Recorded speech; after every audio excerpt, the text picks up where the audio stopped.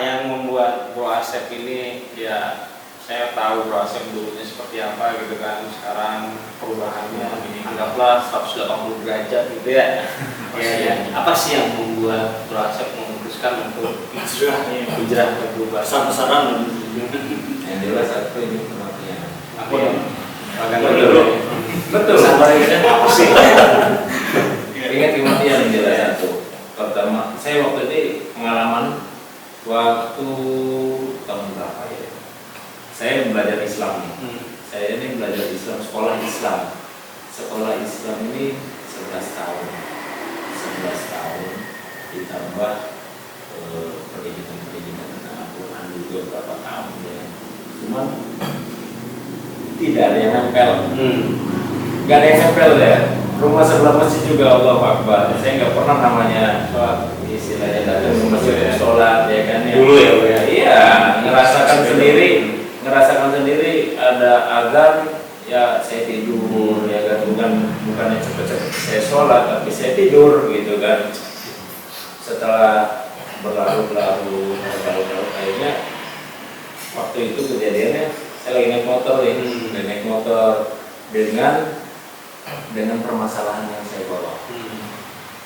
Itu dari pribadi saya sendiri, dengan keluarga, dengan kawan-kawan yang saya bawa sendiri. Karena saya merasakan dulu itu saya dengan kawan tidak pernah ada permasalahan, dengan keluarga tidak pernah ada permasalahan. Tapi setelahnya ada permasalahan, kok rasanya galau, pusing. Apa yang harus saya lakukan itu saya nggak tahu. Nggak tahu, iya benar nggak tahu. Tahu ngerasanya ya entah dari mana, entah pikiran saya yang ngomong atau hati saya yang ngomong. Tapi sebelum kejadian itu setiap perjalanan, setiap saya kalau diam atau apa selalu berdoa. Ya Allah, saya tuh mau berhenti. Ya Allah, saya tuh mau jadi orang benar. Ya Allah, saya tuh capek kayak gitu. Setiap waktu sampai walaupun tengah malam saya sehabis pakai habis nyabu atau sehabis ke ganja mana saya habis nyabu saya sholat saya doa ya Allah saya capek saya kayak gini terus nih udah gitu besok malamnya saya ngeganja habis ngeganja di depan pintu selesai ngeganja ya Allah sambil ngeganja malah ya Allah saya capek begini terus kapan saya mau berhenti. Selama 3 bulan kita merasakan ternyata Allah dengar. Allah pasti dengar segala sesuatu yang diucapkan oleh umatnya. Seluruh manusia, seluruh makhluk hidup yang mereka ucapkan ini Allah dengar. Nah, mungkin setelah Allah dengar itu saya dikasih sedikit apa ya? Ya mungkin sedikit peringatan. Sedikit belum disetil gitu baru ditawel permasalahan dengan keluarga, permasalahan dengan kawan yang tadinya nggak ada apa-apa tahu-tahu salah kan ya. Di jalan tahu-tahu ya itulah pikiran entah hati ngomong gitu ini kamu tuh bentar lagi mati ya kamu bentar lagi mati. Nah kalau kamu sudah mati apa yang kamu siapkan? Amalan apa yang kamu siapkan? Itu kencang di telinga sampai saya berhenti. Terus yang terlintas di kepala saya, di mata saya cuma ada teman satu yang dulu bareng jahiliyahnya. Bukan saya. Beda. Alhamdulillah bukan saya yang diingat. Dulu yang zaman jahiliyahnya bareng. Terlintas kan, tapi dia hijrah lebih dulu. Jenggotnya udah lebih panjang. Dia kalau suka kasih tausiah berapa bulan lah mungkin hampir 1 tahun dia selalu silaturahmi ke saya setiap hari silaturahmi ini nggak pernah ngomong tentang agama tapi ngobrol biasa. Saya ingat saya tahu mukanya dia aja saya mau ke sana saya datang ke sana saya ngobrol saya minta tausiah nih dikasih jangan sama sekali cuman dikasih senyum terus udah diem. Akhirnya dari situ saya dikenalkan sama satu rombongan yang isinya orang-orang Kalimantan, orang-orang Kalimantan campuran, ada orang Kapuas, ada orang Kalimantan Barat, pokoknya semuanya orang-orang Kalimantan. Di situ saya baru diajak sharing, ya karena mereka orangnya lebih tua semua. Dan yang kerennya ada satu jamaah ini, satu orang yang lebih parah daripada saya. Dan dia pernah OD 3 kali dan hijrahnya pun 3 kali lebih mungkin. Dia hijrah balik lagi sampai mau mati. Benar, dia cerita. Akhirnya dari situ saya mulai belajar. Ya akhirnya untuk prosesnya lebih panjang lagi dari kalau diceritakan mungkin nggak bisa kelar ya kan ya. Cuman inti dari sininya kita nih istilahnya sudah merasakan ya kan. Alhamdulillah dengan begitu banyak proses ya saya bersyukur hidayah datang sama saya. Bersyukur saya bisa lebih baik daripada yang dulu ya. Alhamdulillah untuk dari narkoba, alkohol, geng motor dalam. Tapi kalau geng motor mungkin sekedar hanya silaturahmi. Saya ya mungkin sekarang saya lagi masih bergerak untuk geng motor, ekstasi, kayak GBR, kayak Monrek, Tujana.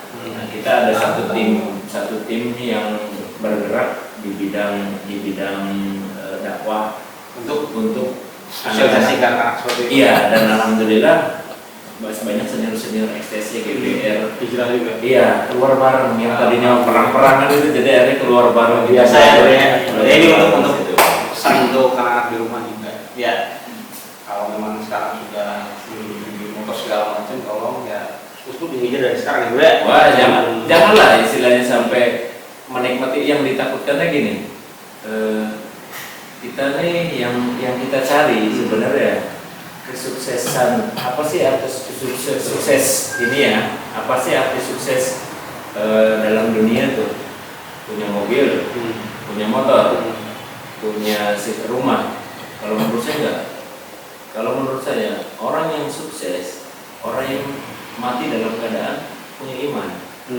Yang kita pikirkan ini mati dalam keadaan punya iman. Iya. Kita hidup di dunia ini tujuannya untuk apa sih? Untuk mati. Untuk mati.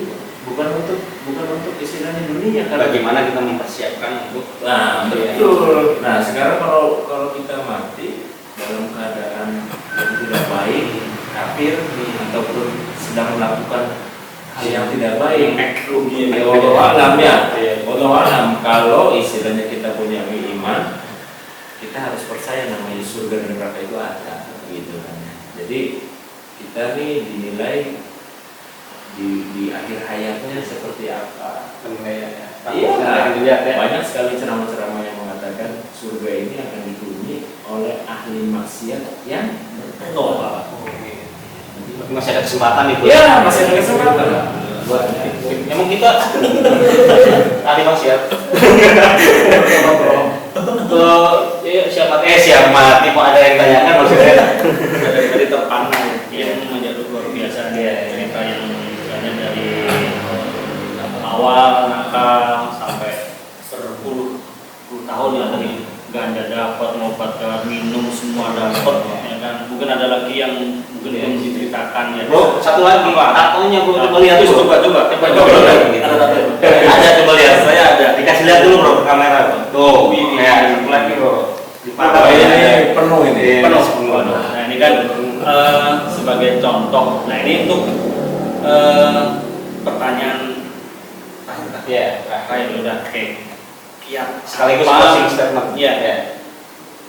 Apakah ada kiat-kiat untuk anak-anak muda zaman sekarang nih yang mungkin kenakalannya luar biasa sekali dari proses untuk ditularkan kepada semua yang ada di rumah, yang ada di luar sana, supaya bisa segera apalagi khususnya gitu kan anak muda yang memang mengambil pendidikan siswa kita ya karena belum lama itu juga banyak kenakalan remaja, tawuran, geng motor, minum-minuman, ganja, obat dan lain-lain. Kiatnya bagaimana? Yang pertama satu edukasi yang disampaikan ini bukan dari orang tua saja. Orang tua sudah jelas kan. pasti ya, istilahnya, kamu nih jangan gini ya. Saya ngalamin juga dulu begitu. Kamu jangan begini, tapi bengal. Bengal karena apa? Satu faktor yang paling kuat mempengaruhi pikiran seseorang atau keadaan seseorang itu adalah lingkungan. Di mana dia bermain ya. Iya. Kalau kata Opik, berkumpulan dengan orang soleh itu betul. Karena apa? Karena setiap lingkungan ini akan membawa kita arahnya kemana. Ya kan ya. Kita main sama pandai besi. Yang ada apa? Kita bau besi. Ya kan, bau asap. Tapi kalau kita mainnya sama tukang minyak wangi, walaupun kita nggak beli minyak wanginya atau kita kita bawa. Nah, hal seperti itu. Jadi yang harus diperbaiki satu lingkungan. Ya, sekiranya yang merugikan hindari. Iya, sekiranya hindari. Tapi bukan berarti menjauhkan. Dalam artian ada satu teman yang suka ngobat, jangan dijauhin, kita rangkul. Ya, bukan berarti kita harus ikut ngobat gitu, ikut ngobat ataupun kamu ngobat, nah, gitu jangan. Itu memang kita harus rangkul karena orang-orang seperti itu butuh rangkulan. Nah, kalau kita pikir flashbacknya, kenapa sih musababnya orang ini bisa lari ke hal yang seperti itu? Yang pertama pasti yang jelas ada permasalahan. Ya, yang kedua hanya pengen tahu. Betul. Nah, ini faktor yang paling kuat itu. Rasa ingin permasalahan dan rasa ingin tahu dan akhirnya nyemplung. Benar nggak? Nah, memang di situ harus ada batasan. Ya dari yang paling utama itu dari orang tua membatasi jam main. Ya, saya dulu merasakan kamu jangan pulang malam. Iya, pulangnya pagi. Iya, benar. Akhirnya hasilnya seperti ini ya kan ya. Walaupun saya punya basic dengan agama yang sekolah belajar agama sampai 11 tahun, tapi hasilnya seperti ini ya kan. Hasilnya itu ya. Hasilnya seperti karena apa? Karena ya saya tidak menyalahkan orang tua, tapi saya menyalahkan diri saya sendiri gitu kan, karena saya bengal, saya tidak nurut dengan orang tua. Orang tua itu benar, kamu jangan main sama dia. Ya, dia itu nggak benar begini. Karena saya merasanya nyaman sama teman gitu kan, akhirnya saya bela teman. Akhirnya ribut sama orang tua. Iya, ribut sama orang tua. Akhirnya kenyataannya seperti apa? Ternyata orang tua itu betul. Saya seperti apa permasalahan yang saya terima, ternyata teman itu malah pergi. Orang tua yang akhirnya seperti itu. Intinya tadi lingkungan bermain, rumah, orang tua. Jadi pembatasan itu harus. Pembatasan agama mungkin ya bro ya, yang terpentingnya. Ya, yang pertama itu satu monitoring dari orang tua. Satu kayak handphonenya, hitung lagi dari handphonenya, ya kan? Handphonenya bukan tidak menghargai privasi anak ya. Cuman kan orang tua juga harus bisa memantau ya kan, dari aplikasi handphone yang istilahnya zaman sekarang banyak sekali yang menjerumuskan lah. Cuek ya, orang tua ini tidak boleh cuek. Sesibuk apapun orang tua ini jangan cuek. Yang kedua, lingkungan. Iya, pantau di lingkungan. Pantau di lingkungan. Iya, kalau bisa orang tua cari teman anak gitu ya istilahnya. Teman untuk anaknya dari hal yang kebaikan gitu kan. Nah, terus biasa ngomong isi waktu anak dengan kesibukan yang positif ya, tentang kayak TPA, belajar mengaji, eskul mungkin eskul itu penting juga. Eskul penting, kulikuler istilahnya itu kan jam-jam tambahan ya kan, untuk memenuhi kesibukan anak itu. Iya, jadi pembatasannya dengan cara yang positif. Dulu saya pembatasannya apa? Pakainya sapu. Iya, kamu begini akhirnya bengal. Akhirnya bengal saya. Lawan akhirnya. Iya, akhirnya bentrok di situ. Ini berarti PR orang tua juga, di mana lakukan pendekatan persuasif dengan anak gitu ya. Betul, itu harus sih. Harus. Jadi kan tempat curhat, orang tua bisa memutuskan sebagai tempat curhat anak juga gitu. Jangan sampai nanti menyesal. Jangan bisa. Betul, nanti jangan sampai menyesal. Sekarang kalau misalkan anak sudah tidak bisa terkontrol, ngelawan orang tua, terus sampai melakukan tindak kriminal, yang malu siapa? Orang tua. Ya, yang menanggung siapa? Orang tua. Betul nggak? itu jangan sampai seperti itu. Oke, bro, closing statementnya apa nih, bro? Closing statementnya Iya.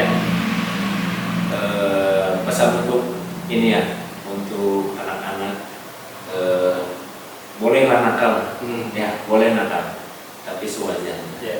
Ya, tapi sewajarnya. Tapi jangan lupa nih, jangan lupa kita nih hidup di dunia ini bukan hanya untuk senang, ya kan? Bukan hanya untuk senang. Tujuan kita hidup di dunia ini, di mana kita diciptakan itu untuk beribadah, ya kan? Beribadah, dekatkan diri dengan agama, ya kan? Dekatkan diri dengan agama, biar kita hidupnya berkah, gitu kan? Terus untuk lingkungannya perbaikin lingkungan, yang baik kita ambil, yang tidak baik kita jauhkan. Kita saling mengingatkan aja sama teman gitu kan, saling mengingatkan bahwasanya ini tidak baik nih, ini enggak, ini nih ya kan, yang mending jangan, kita larikan opsi lain gitu kan ya. Nah terus jangan pernah sekali-kali untuk punya bahasa tentang mencoba. Ya, jangan pernah sekali-kali untuk mencoba. Ya kan? Cobainlah. Anak kok coba-coba.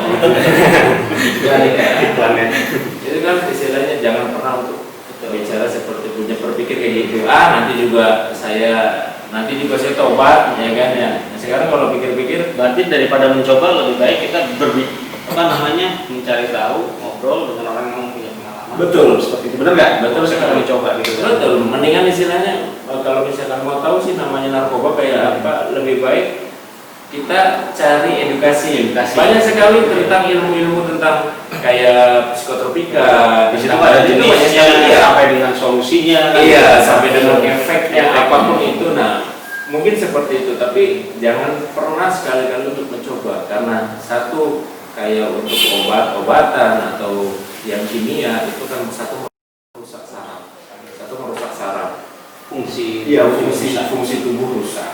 Nah, intinya yang kimia ini merusak gitu kan, jangan sampailah gitu kan. Terus untuk alkohol apa sih faedahnya gitu kan ya. Walaupun saya dulu alkoholik ya, saya dulu peminum dari pagi sampai malam, nggak pernah berhenti ya minum. Saya juga dulu minum air putih. Kalau saat saya minum. Ya mungkin itu saja yang bisa kita bahas. Kalau kita bicara historisnya Bro Asep ini akan panjang sekali gitu ya. Secara singkat aja, nanti bisa kita bahas di konten-konten selanjutnya, Bro ya. Boleh. Kita masih mau datang di konten kita nih, gitu ya. Itu, tetap subscribe, like, komen, dan berikan saran untuk video selanjutnya. Mudah-mudahan konten ini bermanfaat pada anak-anak. Boleh nakal, tapi pada jalurnya atau tetap skala prioritasnya adalah pendidikan, gitu ya. Pendidikan dan agama tetap menjadi skala prioritas, gitu ya. Itu saja yang kita bahas. Maju untuk pendidikan Indonesia. Salam guru Indonesia. Assalamualaikum warahmatullahi wabarakatuh.